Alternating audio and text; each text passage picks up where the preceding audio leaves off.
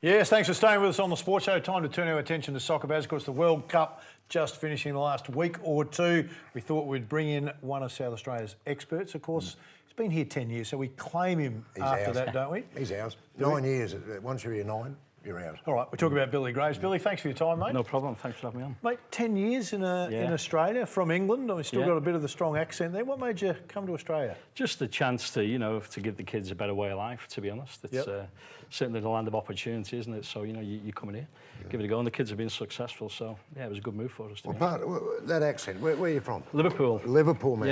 Yeah. I used to cop that all the time. I played cricket over there. Oh, did you? Yeah. Well, Lancashire. Yeah. Lancashire, yeah. So as soon as I heard you talk today, I thought, it brought back memories of coming up club, Barry, coming up club. Amazing place. And did you go up to the club, mate? Oh, yeah. No, seriously, every Sunday morning, a fellow would knock on my cottage door and say, coming up club. Sunday morning?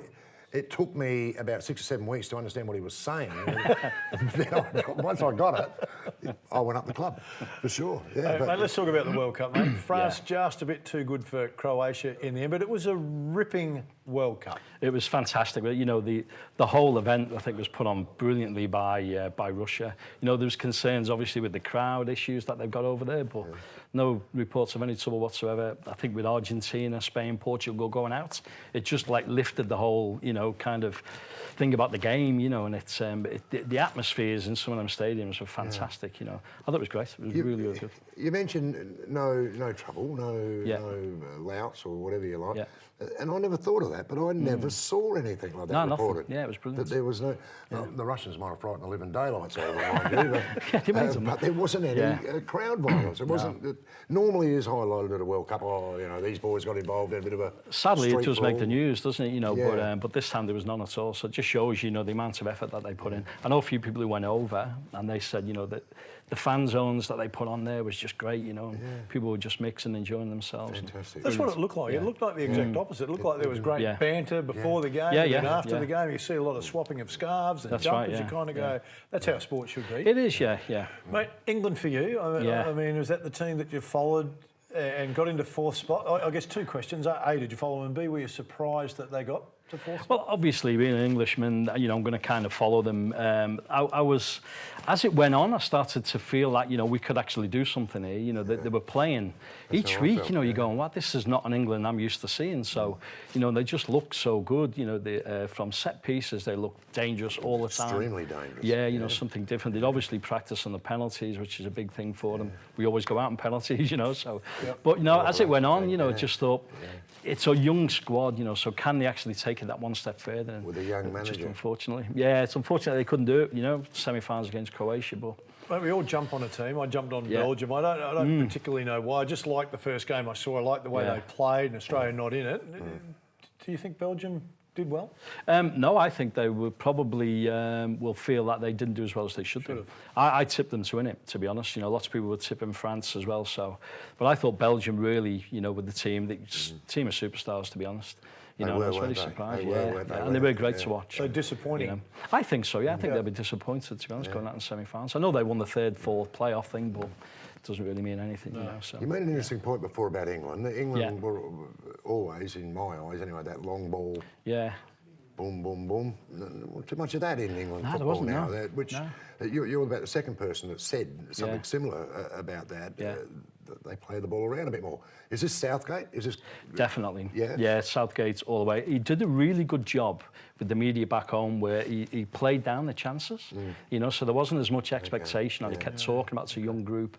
We're just going to be happy to get out the group stages. But I think deep down he thought, we could do something. Bit of a chance, He played the media really, really well, actually. But that squad and the way they play, that's all Southgate. And he resurrected the vest. He did, mate. He resurrected the vest. I should have worn one today, really. You should have worn one today. Should have, mate. Evidently, Phil, there was a massive sales of the vest. That's right. In England, everybody's wearing the three-piece, which was amazing. I mean, it looked good on him. It did look good. It did look good on him. But a young manager, because England notoriously been going for the senior managers over the years, older managers, much older managers. They just seem to me to be a refreshed outfit under Southgate. That's how they looked on the ground. Yeah.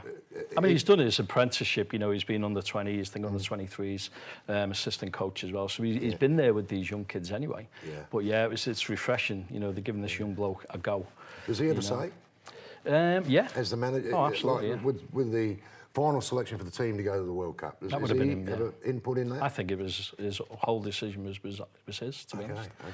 Yeah, Good. I think so. Yeah. Because there was some surprises in that, you know, young Harry Maguire playing. Yeah, When you talk about surprises, where do you see Australia? On the world stage, are we about where we should be? I think, unfortunately, it was just a year or two too much for some of the players. You know, you got some great players. Trent Sainsbury had a fantastic World Cup, by the way, you know. Mark Milligan did as well. But, you know, these players aren't going to go on forever. You know, and Timmy Cahill, we were all disappointed he couldn't get on and play. So I think we're at that cusp in Australia at the minute where we've got these great young players. They need a few more years to kind of bed themselves in and play well. But, you know, with a national team, you've got them for, 2 weeks every 6 months or so. You know, it's always hard. But I'm looking forward to the next World Cup in Qatar to see how Graham Arnold, you know, gets these boys working. So, but we've got some great talent here at the moment. Usain Bolt, a lot of talk about Usain coming out to Australia, possibly playing. We were talking off air before. It could be exciting if he comes because he might lob here. Your thoughts on Bolt? I think it's a great publicity stunt for the league, to be honest. I've seen him play in a few charity games, and he's not a footballer, you can tell. You know, he's got a few skills, like we all have, you know, but... I haven't. No, you know, I think... Look, yours was just sprinting, Baz. If he turns up next Wednesday with Central Coast when they're playing Adelaide United at Marden, then it'll put up 300 or 400 extra seats. It's bottoms on seats, you know, so... That amazes me. We're at Marden. Central Coast versus Adelaide United at... Well, Adelaide, it is United. It is United, yeah. At Marden. And there's a chance Usain Bolt will be there playing. That's incredible. If I'd have told you that last year, I would have said to stop smoking what you're smoking, exactly, mate. Hey, the Adelaide Comets playing this weekend too in Perth. How do you rate their chances? Well, they should get through, to be honest. They're Guelph, second division team.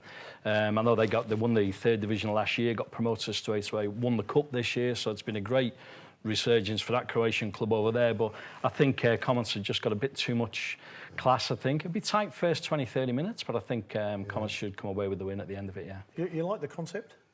Yeah, I love it. Yeah, I love it. I think it's great the way they do the draw. So, you know, there's always, you know, the chance of a local team, if you like, getting, you know, the size they can. So, I think a few years ago, City played Western Sydney Wanderers at Marden, and I was there, and there was a couple of thousand there. It was a great night. Adelaide City won it, you know, of course. So. Just go back to Bolt. If Bolt was to turn up at Marden, would you go? No. Because no interest in watching Bolt? Well, no, I don't think he... Well... See, I reckon I'd go. I reckon I'm tempted to go and see the fastest man on the planet. Yeah, I would, Just to see him. Just to see him warm up. One opportunity that he could get an open, chase the ball. Yeah. But if we say, let's say we're divided. Yeah.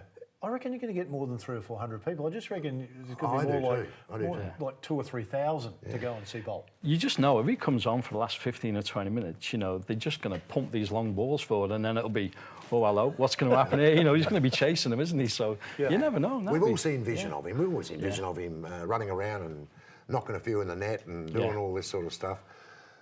But he hasn't had one of those big, raw, aggro defenders sitting on his tail. That's right. You know, which is a different story altogether, isn't it? Yeah, absolutely. It's all right. I could go there and head, well, I've actually scored at High Marsh, by the way. Have you? Yes, I have. There's a line there, but I'll let it go. Good point. Okay, I've scored twice. But, now you forgot your question. I've actually forgot my question there.